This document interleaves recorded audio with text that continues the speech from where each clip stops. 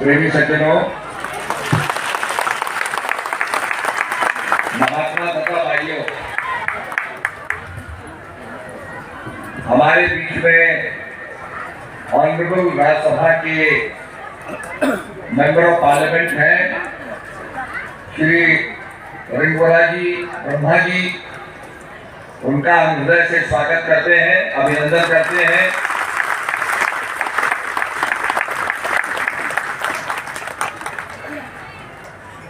और आप सब लोग ये सद्भावना सम्मेलन में सम्मिलित होने के लिए दूर दूर से आए हुए हैं।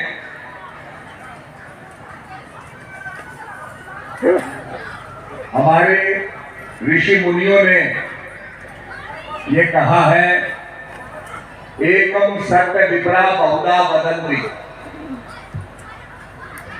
सत्य एक है, पर उसको ऋषि मुनियों ने अपनी अपनी भाषा में उसको परिभाषित किया है। But the truth remains the same. सत्य एक ही है।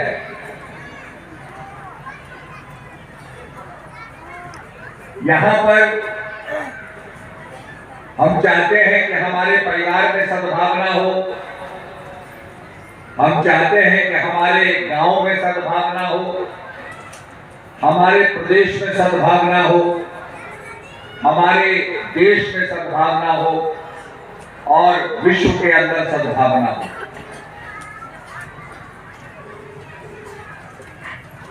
इसीलिए हमारे ऋषि मुनियों ने ये कहा, सर्वे भवन्तु सुखिनः सर्वे सन्तु निरामय। हे प्रभु, संसार के अंदर सब सुखी हो, निरोग हो, स्वस्थ हो, ऐसी कामना भगवान से की। और विश्वात्ता प्रभु से जो ऐसी मंगल कामना करता है,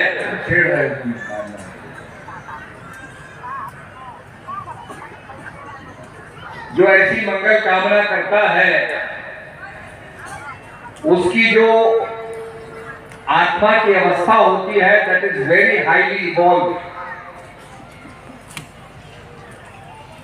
हमारे ऋषि मुनियों की आत्मा बड़ी इवॉल्व थी। उन्होंने अपने गोत्र के लिए, अपने समाज के लिए, अपनी जात के लिए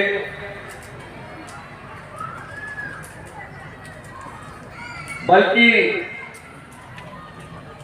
तो उनकी आत्मा इतनी उन्नत थी कि अपने गोत्र के लिए, अपनी जात के लिए उन्होंने नहीं मांगा, बल्कि कहा सर्वे भवन्तु सुखिनः, सब सुखी हो। इसीलिए हम कहते हैं धर्म की जय हो, अधर्म का नाश हो, प्राणियों में सद्भावना हो और विश्व का कल्याण हो। अभी अभी हमने देखा यूक्रेन और रशिया के अंदर लड़ाई हो रही थी। We were at the brink of a world war. सारे हालात ऐसे हो गए थे कि जैसे वर्ल्ड वॉर हो जाएगी। कुछ देश प्रो यूक्रेन के, कुछ देश प्रो रशिया के। युद्ध हो रहा है, लोग मारे जा रहे हैं और पूरी दुनिया के अंदर एक बड़ा भयभीत वातावरण हो गया। हम समझते हैं कि हमारे देश में तो लड़ाई नहीं हो रही है भाई, पर लड़ाई के जो इफेक्ट्स हैं, तेल का महंगा होना, फ्लाइट्स का महंगा होना, करेंसी का महंगा होना, ये सारे फैक्टर्स हमें प्रभावित करने लगते हैं। तो सभी कामना कर रहे थे कि भाई लड़ाई बंद हो। लड़के कुछ नहीं होता है, आपको टेबल पर बैठ करके सद्भावना लानी ही होगी, युद्ध को रोकना होगा। और इसीलिए अहिंसा का प्रचार महात्मा बुद्ध ने किया और उन्होंने कहा कि अहिंसा परम धर्म है। अहिंसा परमो धर्म। हम सभी उस कथा को जानते हैं जिस कथा के अंदर हमें ये पता चलता है कि सिद्धार्थ एक राजकुमार थे।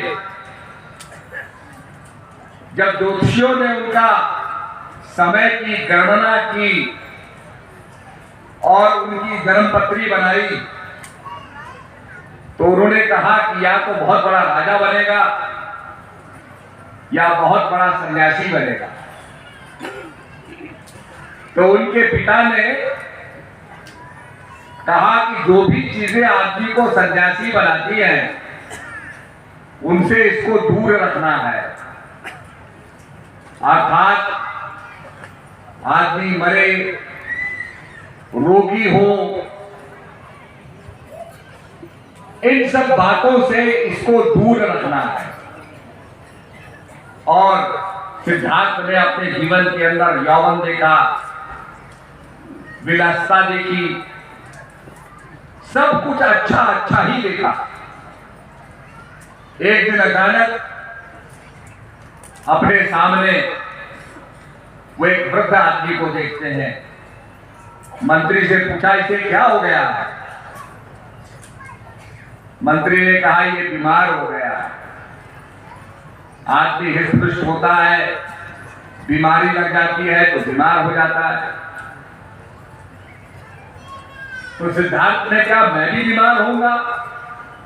कहा महाराज बीमारी होगी तो आप भी बीमार होंगे। अब राजा ने कभी बीमार व्यक्ति नहीं देखा था, बूढ़ा व्यक्ति नहीं देखा था, शव यात्रा नहीं देखी थी। तो अचानक एक्सट्रीम देखने के कारण राजा ने जब ये चीजें देखी, सिद्धार्थ ने ये चीज देखी तो उसके अंदर रिएक्शन हो गया और उसने कहा संसार से जाना भी पड़ेगा। ये मेरी शरीर इतना सुंदर है, ये शरीर भी एक दिन छूटेगा। हम सभी जानते हैं कि हमें भी संसार से जाना होगा। आए हैं तो जाएंगे, राजा रंक फकीर, एक सिंहासन पड़ चला, एक बांधा जाए जंजीर। साइंस भी यही कहती है, every action has equal and opposite reaction. इतना पतला क्यों करते? उन्होंने कहा कि भाई इतना सुंदर शरीर और हमें जाना पड़ेगा। Every action has equal and opposite reaction. अगर हम संसार में आए हैं तो जाएंगे भी, पर इसकी हम चिंता नहीं करते। बुद्ध ने इसकी चिंता की। उसने सब संसार के अंदर अच्छा ही अच्छा देखा था। तो गहन चिंतन में पड़ गया कि जो कुछ मैं देख रहा हूं, सुंदर चीजें, विलासिता, ये छूट जाएगा। वैराग्य पैदा हुआ। अपने पुत्र को, अपनी पत्नी को रात ही को छोड़ करके वो चले जाते हैं और एक संकल्प ले लेते हैं विद अ फर्म डिटर्मिनेशन, जिसे हम कहते हैं निश्चयात्मक बुद्धि, कि इस वृक्ष के नीचे मैं बैठूंगा, या तो मैं आत्मज्ञान प्राप्त करूंगा और या मैं मर जाऊंगा। अब महात्मा बुद्ध जब बैठे हुए हैं तो ऐसा उल्लेख आता है कि मारा शैतान उन्हें प्रभावित करने आता है और कहता है कि तुम्हारा शरीर तो बड़ा कमजोर हो गया, अन्य तो खाया नहीं था, पर तुम्हारी वासना कमजोर नहीं है। तब बुद्ध ध्यान में बैठे रहते हैं और ये आता है कि सुजाता नाम की एक लड़की खीर लाती है और खीर भेंट करती है। सुजाता के बारे में आता है कि सुजाता को लगता है कि शायद ये वृक्ष के कोई देवता आ गए हैं। वो खीर लाती है। उधर बुद्ध का संकल्प यह है कि जब तक मैं बौद्धि तत्व को प्राप्त नहीं करूंगा मैं कोई भोजन ग्रहण नहीं करूंगा। सुजाता का बुद्ध का संभाषण होता है और बुद्ध बड़े प्रेम से खीर को ग्रहण करते हैं, क्योंकि उस समय कुछ महिलाएं जा रही थी और गा रही थी कि सितार का तार इतना कस के मत मरोड़ो कि टूट जाए और इतना ढीला भी मत छोड़ो कि आवाज ही ना निकले। बुद्ध को इस बात से इंस्पिरेशन मिली कि मैं अगर दृढ़ संकल्प लूंगा, कुछ नहीं खाऊंगा, तो मेरा अंत हो जाएगा और जीवन को विलासता में लगा दूंगा तो जीवन का मैं लक्ष्य प्राप्त नहीं कर पाऊंगा। सुजाता खीर लाती है, बुद्ध खीर को लेते हैं। उसके बाद वो बुद्धत्व को प्राप्त करते हैं और कभी कहा जाता है बुद्धम शरणम गच्छामि, धर्मम शरणम गच्छामि, संघम शरणम गच्छामि। बुद्ध माने होता है आत्मज्ञानी, the one who has got knowledge। मैं गुरु को प्रणाम करता हूं जो बुद्ध हैं, जो ज्ञानी हैं। बंदो गुरुपद कंज कृपा सिंधु नर रूप हरि, महामोहतम पुंज जासु वचन रवि करनी कर। जिनके वचन रवि की करनी करते, प्रकाश कर देते। धर्मम शरणम गच्छामि, धर्म जिसको धारण किया जाता है। और संघ, आज जैसे आप आश्रम में आए तो ये संघम शरणम गच्छामि है। आश्रम के अंदर रह करके शांति से आप लोग इस समय उद्बोधन को सुन रहे हैं। तो ये बातें हमें समझनी है और इसीलिए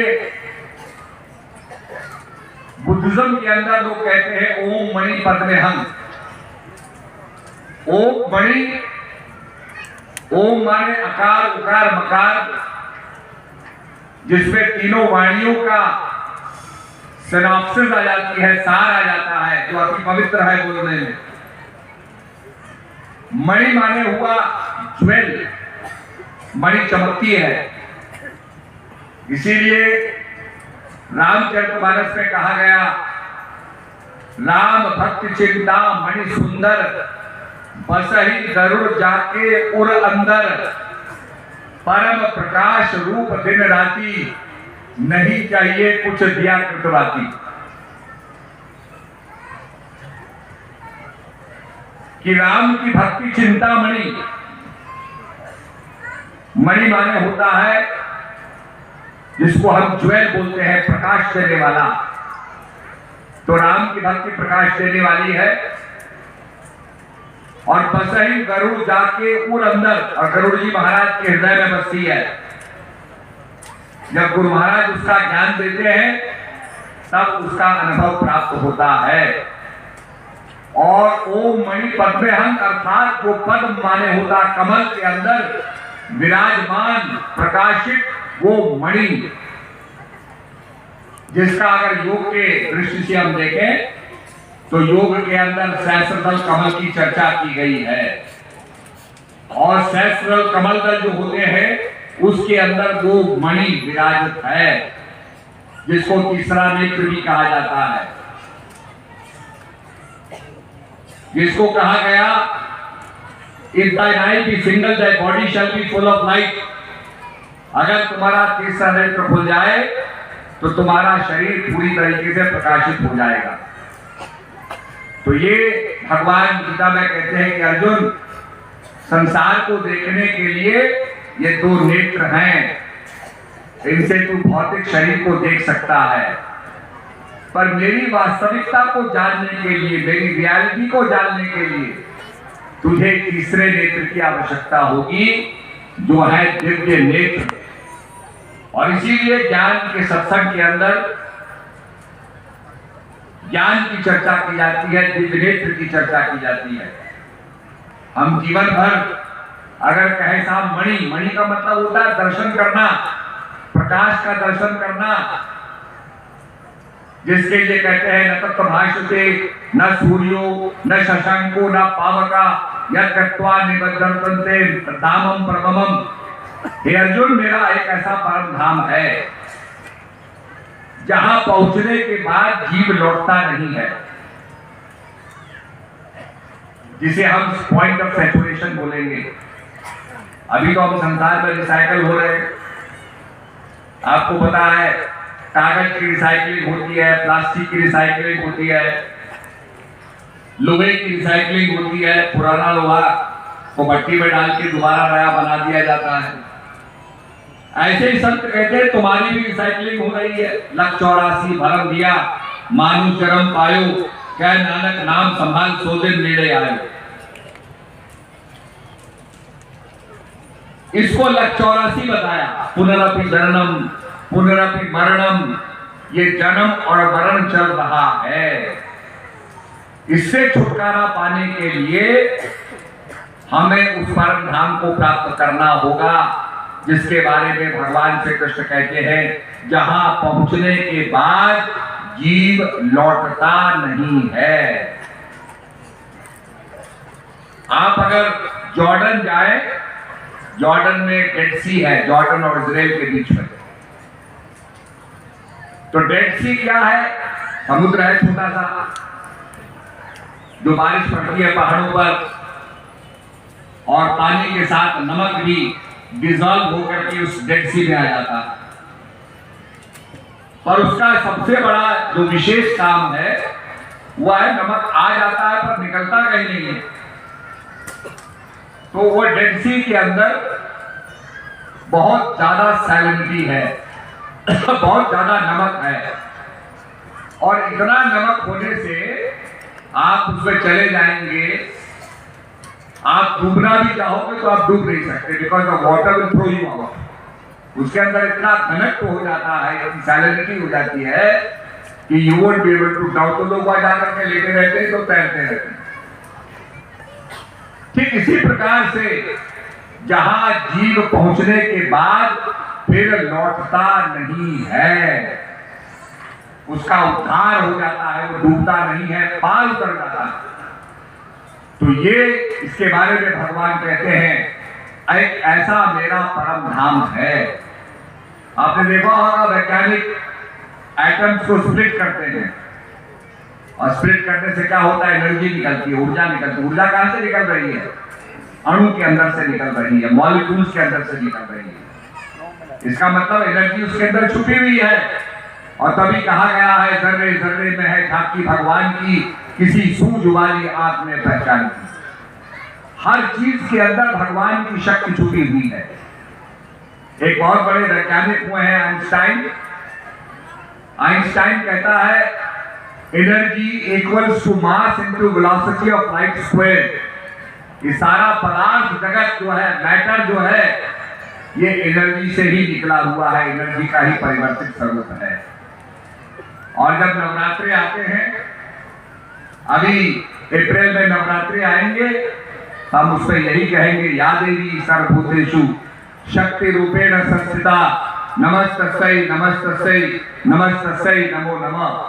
हे भगवती, आप शक्ति स्वरूपिणी हो, हम आपको प्रणाम करते हैं, आपको प्रणाम करते हैं। या देवी सर्वभूतेषु बुद्धि रूपेण संस्थिता, आप इंटेलेक्ट हो, हम आपको प्रणाम करते हैं, प्रणाम करते हैं।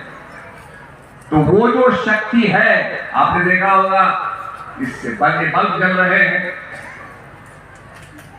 बल्ब के अंदर नेगेटिव और पॉजिटिव दोनों तार जा रहे हैं।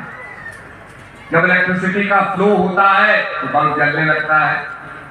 आपके मोबाइल में काम कर रहा है मोबाइल, क्योंकि उसके अंदर भी बैटरी लगी हुई है, और नेगेटिव और पॉजिटिव का फ्लो होता है तो आपका मोबाइल काम करता है। जो भी इलेक्ट्रॉनिक की चीजें हैं उसके अंदर नेगेटिव और पॉजिटिव है। यहां तक कि हम पानी को ले लें। पानी क्या है? विज्ञान कहता है water is H2O, 2 atoms of hydrogen, 1 atom of oxygen makes 1 molecule of water। हवा के अंदर हाइड्रोजन गैस होती है। आप हाइड्रोजन गैस को ले लो, ऑक्सीजन का सिलेंडर लगा के ऑक्सीजन को ले लो, क्या आपकी प्यास बुझेगी? नहीं बुझेगी। You need physical water and that can only happen जब हाइड्रोजन और ऑक्सीजन कंबाइन करें और इलेक्ट्रिक स्पार्क आए। जब बिजली कड़कती है तो हाइड्रोजन और ऑक्सीजन कंबाइन करते हैं केमिकली, और केमिकली कंबाइन करने के बाद पानी की बूंदें बरसती है। वो बरसते हुए पानी बहता है, उस पानी को फिल्टर करके आप पीते हैं तो आपकी प्यास बुझती है। और जब पानी को आप लेते हैं उसमें इलेक्ट्रिसिटी को पास करिए तो एक तरफ हाइड्रोजन निकलती है, एक तरफ ऑक्सीजन निकलती है। अभी आपने देखा होगा बहुत से लोग ग्लोबल वार्मिंग से बड़े चिंतित हैं। बहुत ज्यादा ग्लोबल वार्मिंग हो रही है, हम बहुत ज्यादा फॉरेस्ट को काट रहे हैं। फ्यूल के जलाने से कार्बन डाइऑक्साइड, कार्बन मोनोऑक्साइड हो रहा है। तो अब लोगों का ध्यान जा रहा है कि क्यों नहीं हम पानी से हाइड्रोजन निकालें और हाइड्रोजन से गाड़ियां चलाएं। अगर हाइड्रोजन से गाड़ी चलेगी it will be fuel efficient, उसमें तो कोई आपका रेजिड्यू निकलेगा ही नहीं, कार्बन डाइऑक्साइड निकलेगी, केवल पानी निकलेगा थोड़ा सा। तो जापान के अंदर they are having green hydrogen, blue hydrogen, आज उसकी गाड़ियां चल रही हैं। भारत में भी एक दिन हो जाए। अभी तो इलेक्ट्रिक कार्स है, इलेक्ट्रिक कार्स के बाद जो लेटेस्ट टेक्नोलॉजी है वो आपके हाइड्रोजन की ही टेक्नोलॉजी है। तो कहने का मतलब यह है कि हाइड्रोजन ऑक्सीजन मिलकर के जल की बूंद बनाती है, वो हमारी प्यास को बुझाती है, और जल ही जीवन है। अभी हमारा चंद्रयान जो मून के साउथ पोल पर लैंड किया, वो क्या खोज रहा था? वो पानी को खोज रहा था कि अगर पानी का हमें आइस मिल जाए, पानी मिल जाए, तो हम चंद्रमा को भी कॉलोनाइज कर लेंगे, वहां पर भी स्टेशन बन जाएगा। और जैसे आप यहां पर ट्रेन से जा रहे हैं, हवाई जहाज से जा रहे हैं, ऐसे आप चंद्रमा तक भी जा पाएंगे आराम से। तो मेरा कहने का मतलब यह है कि हमारे संतों ने जो मार्ग प्रशस्त किया, जिस समय युधिष्ठिर महाराज पानी लेने के लिए पहुंचे तालाब में, पानी लेने जा रहे थे, उनके भाई साहब मूर्छित हो गए थे क्योंकि वो यक्ष का जवाब नहीं दे सके। They could not answer the questions of the यक्ष। तो वो सब मनासन्न हो गए। जब युधिष्ठिर महाराज पानी भरने लगे तो यक्ष ने कहा पहले मेरी बातों का जवाब दो। तो युधिष्ठिर महाराज कहते बताओ क्या बात है। तो वो पूछता है कौपंथा, व्हाट इज द वे, क्या मार्ग अपनाना चाहिए, क्या रास्ता है संसार से निकलने का। तो युधिष्ठिर महाराज कहते हैं कि हे यक्ष, ये शास्त्र अलग अलग हैं। नैको ऋषिस्य मतम प्रमाणम धर्मस्य तत्व निहतम गुहायाम महाजनो ये न कथा सपंथा तर्को प्रतिष्ठा श्रुतियो विभिन्ना नैको ऋषिस्य मतम प्रमाणम धर्मस्य तत्व निहतम गुहायाम महाजनो ये न कथा सपंथा। एक तर्क दूसरे तर्क से कट जाता है। आप अगर सुप्रीम कोर्ट के आप लॉ के आप वो देखें तो एक वकील कुछ बात कहता है, दूसरा वकील उसको काट देता है। एक तर्क दूसरे तर्क से कट जाता है। तर्को प्रतिष्ठा श्रुतियों विभिन्ना, और हमारे शास्त्र भी अलग अलग मत है। नैको ऋषिस्य मतम प्रमाणम, और ऋषि का कोई ऐसा अंतिम मत नहीं है जिसको प्रमाण मान लिया जाए। ऐसी स्थिति में धर्म से तत्व निहतम गुहायाम, धर्म का तत्व बहुत ही गुप्त है, महाजनो ये न गता सपंथा, जिस रास्ते पर महाजन चले उस रास्ते पर चलना चाहिए।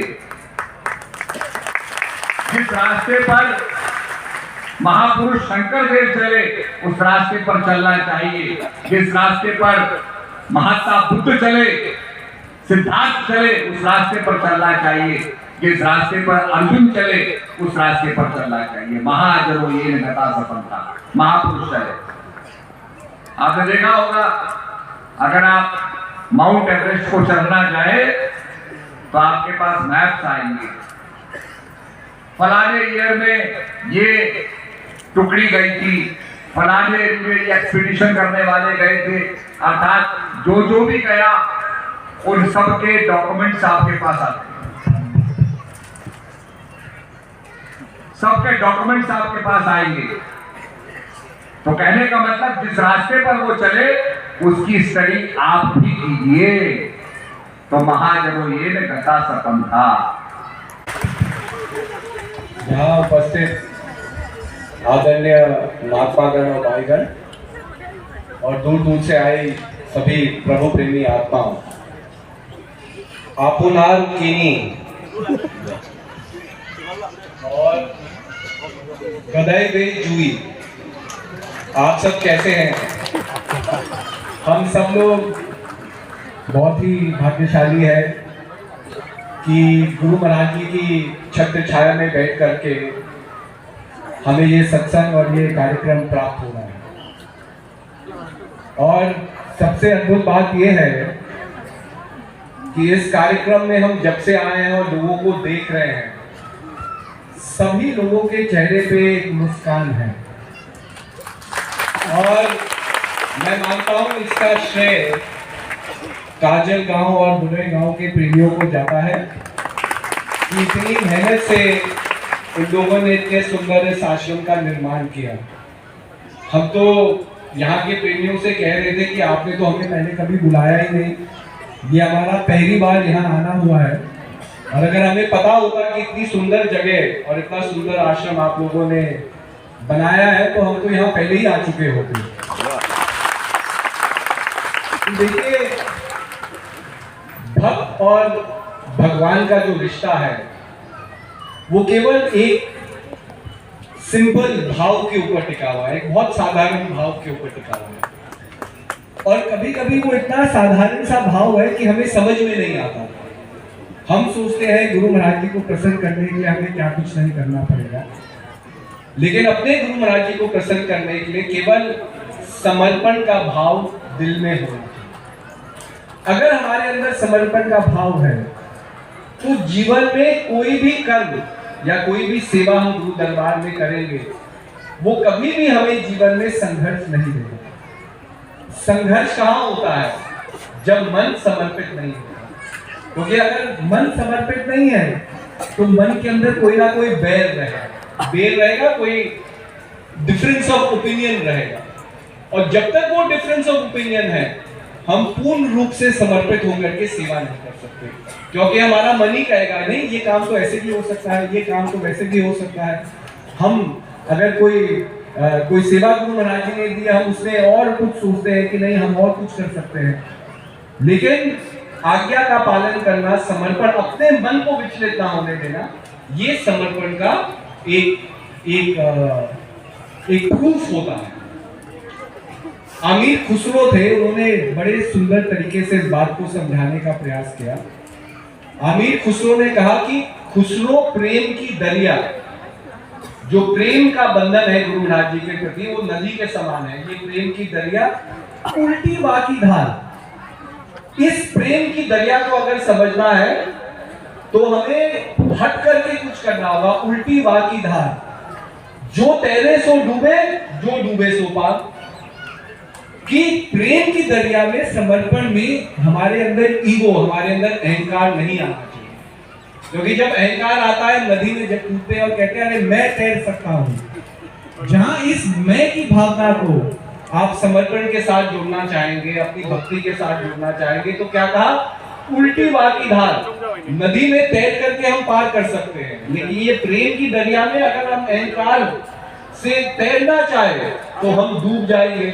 और कहा कि फिर इस नदी से पार कैसे होंगे? तो जो डूबे सो पार, जिसने अपने आप को समर्पित कर दिया, जिसने अपने अहंकार को समर्पित कर दिया, जिसके अंदर वो बैर नहीं है, कंटेंशन नहीं है, डिफरेंस ऑफ ओपिनियन नहीं है, उसने गुरु महाराज जी के पूर्णता को समझ लिया और वो भव सागर से पार।